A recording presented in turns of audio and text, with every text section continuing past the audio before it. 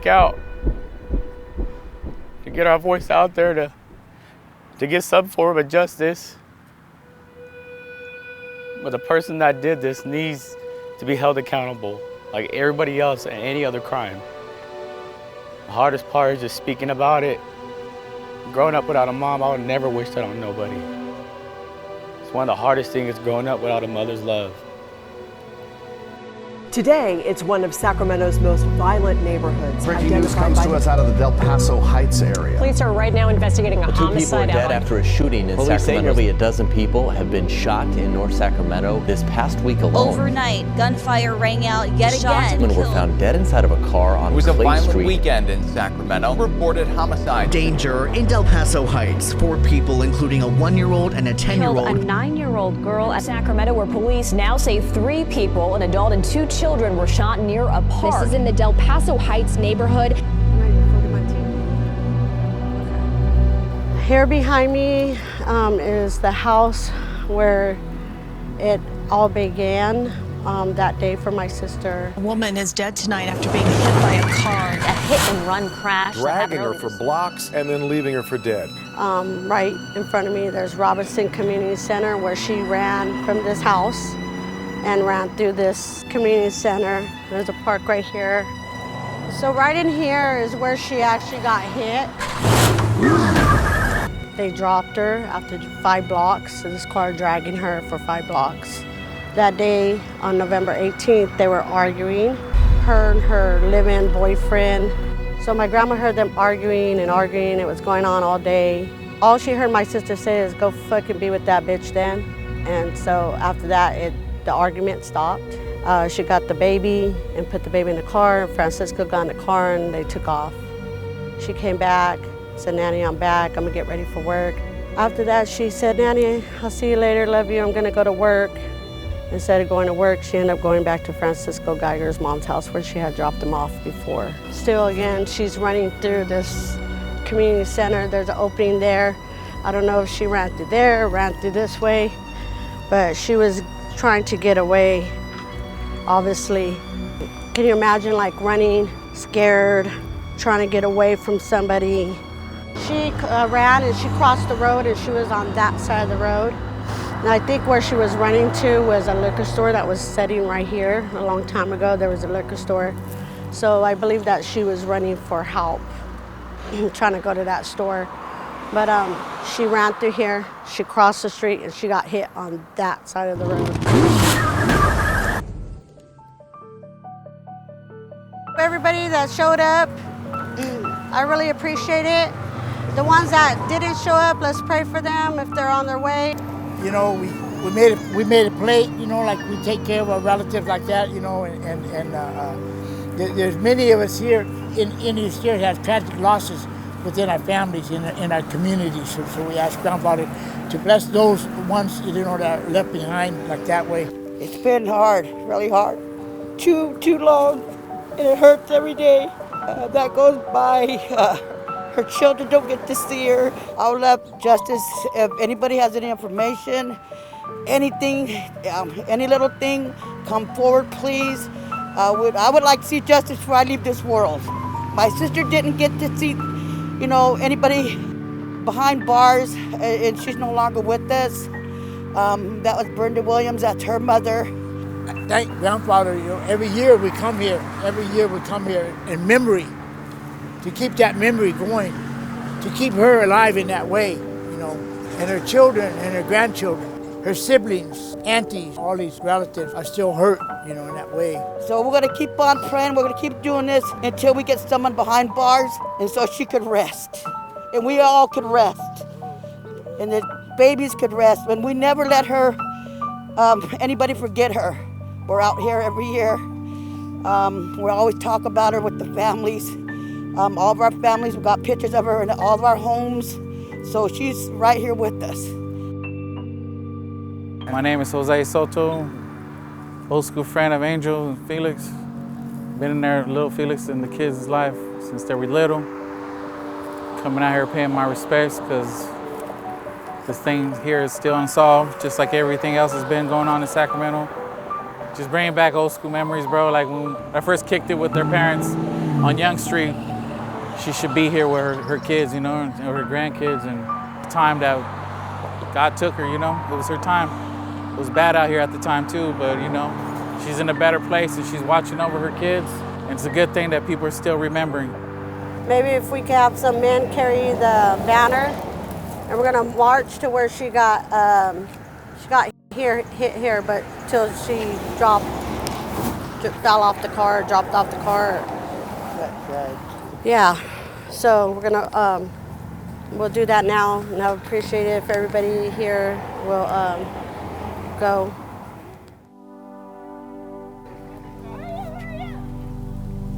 We want justice! We want justice! We want justice! Justice! We want justice!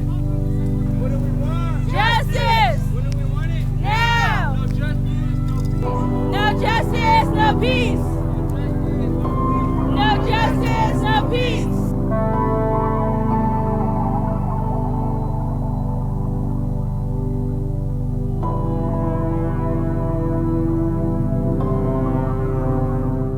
This is where she landed off the car after the car hit her from where we started. And then, like I said before, there's a big boom. And the neighbor, actually, that lived in the house right here across the street, came out and looked. And as they came out and looked, they looked down the street and there was a blue van leaving the area. There's the ones that called 911. So when the ambulance arrived, they had, she was alive.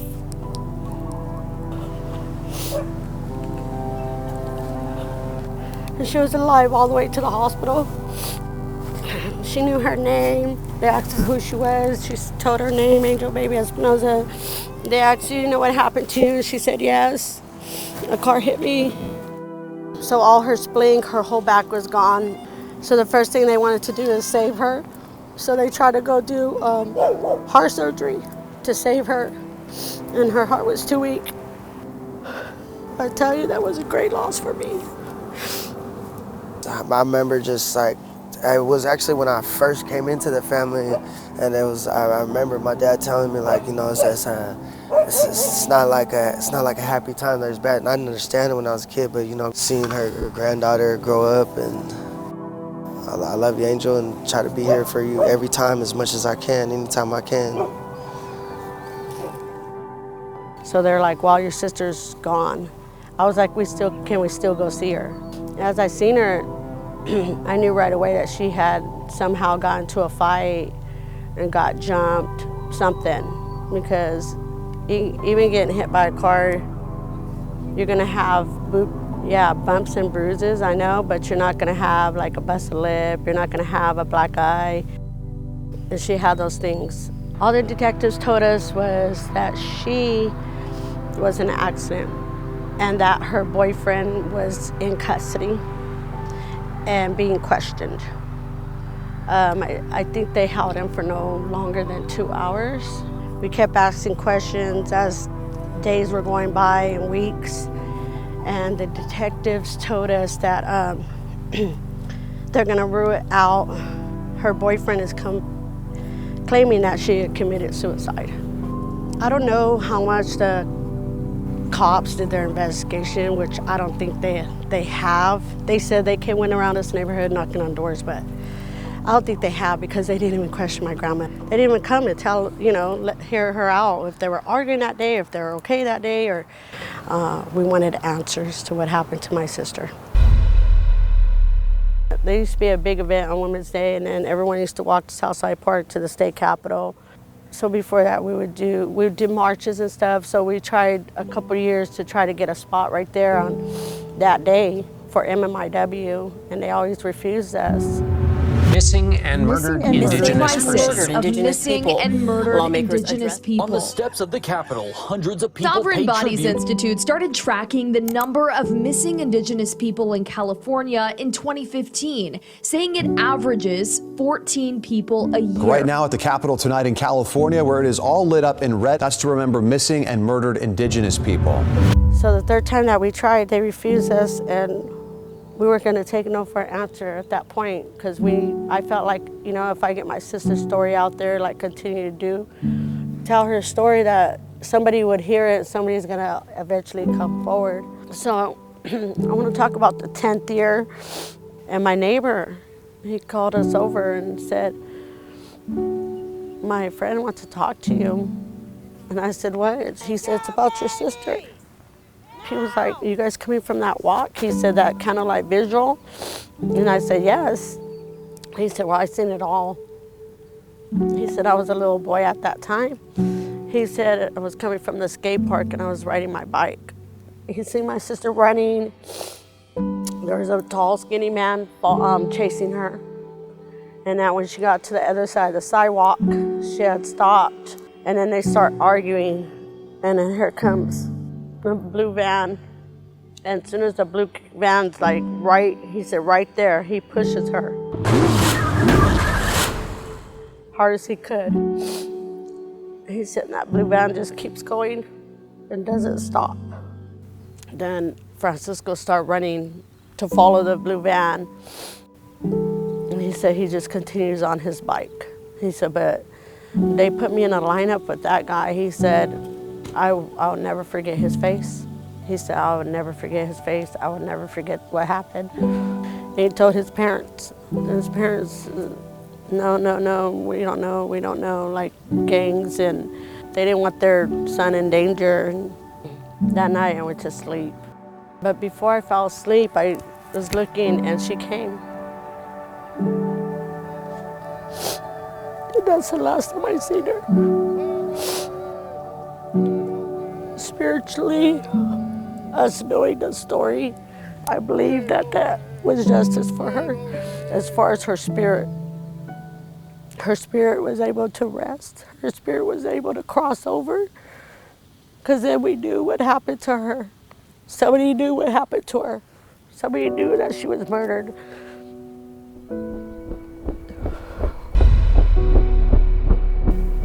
MMIP, to me, is a symptom of the things that we're missing. We're missing adequate health care, we're missing education, we're missing cultural spaces because of land loss, resource loss, all of those things. When we think about, or when we see our people go missing, I shouldn't even say this, but it's not surprising to me. They attack our women, they attack our children, because they know that that's where our heart lies. Our children and our women are our life source. When they attack that, it directly impacts our men, because our men were meant to provide and protect and serve our families. So by them getting those two demographics, they hurt our whole community and they hurt our people. It leaves our men broken, it leaves our men hateful, it leaves our men lost. When we think about Indian families, or we think about our people as a whole, we need each other. And the minute that we don't have each other is the minute we all cease to exist. This land that we're on today is what they call the land for the vagrant homeless Indians in Sacramento. We were given 28 acres of land to call home until we were terminated in 1958, and the people couldn't call this place home anymore. It was taken from us. A lot of the things and the opportunities and issues that our people are facing today stem from that termination, that absence of home, that absence of village, that absence of purpose. When we think about MMIP, we think about those lost spirits that are out there. And when we call them home, what are we going to do with them too? So it's a spiritual battle, it's a spiritual warfare too. In 2009, we finally got our federal recognition back by suing the Department of Interior. You know, we're still in the infancy stages of our government. And so from there, the tribe was focused on trying to get our government up and running, and so that we could have the abilities to fight for the things that we need. And along with those abilities to run your government, you gotta have your medicine. You gotta have your faith. You gotta have your culture. And so it's significant for us to be sitting here because this is the first dance arbor that has been on this land in many, many, many years. And what it stands for is a place for our people to come and gather and to get right, to get well, to celebrate, to to mourn, but to, at the end of the day, to just be one. When we were building this, we were trying to figure out, what do our people need? Our people need love, our people need support, our people need care, but our people need healing. So this was one of those things that was top on our list. My cousin, Angel Baby, I never knew her. But that doesn't mean that she's not loved. That doesn't mean that she doesn't have a home here. It doesn't mean that her kids are forgotten about. We see them all the time. I understand that there's new babies in the family.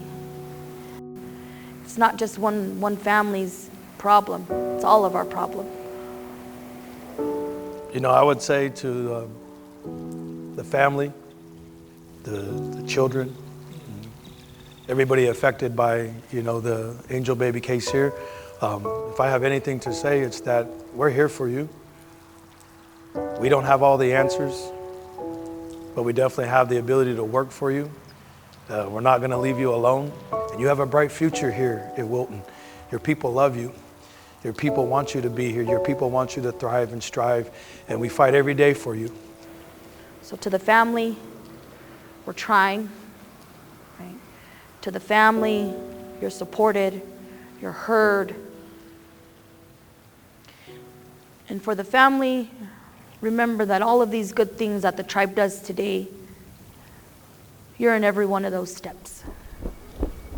So, come on. You know, I really appreciate the people that do come. We need our Indian men every day, you know, every day to be there for us, you know, as Native American women. And those are the men that I really, really, really appreciate. My name is Rayvonna Jordan. I am the niece of Angel Baby Espinoza, and I am here to speak on behalf of all my siblings who are here with me today. We are her only nieces and nephews still here living. It still takes a toll on all of us because we could see the pain from her kids and my mom and my grandma when she was here. So, you know, like we want to fight and, you know, be mad and everything. We still have love and, you know, we keep that love for everybody. We're very positive and it's our only auntie. It's always good ones. My mom always tells us good memories. She was a makeup artist. She liked to tussle and, you know, there's a lot of good memories with her. And, you know, I love that my mom keeps those, you know, still active in our lives and our minds so that we will never forget her. All these millions and millions of dollars going to different organizations for MMIWMP. I don't see any going to the families. I know if I was an MMIW organization, we're gonna get you a private investigator. Anybody in the family needs some type of help, counseling, her children, where they at, you know. Get to the bottom of this and we're gonna get your sister justice and we will not stop. We don't care if it costs us every dollar that we have. We don't get any help out here. It's pretty sad. You know, what is it going towards? You know, I believe the marches do help, but that's not solving anything. You know, it's not helping the people that actually been through this, that's actually lost somebody.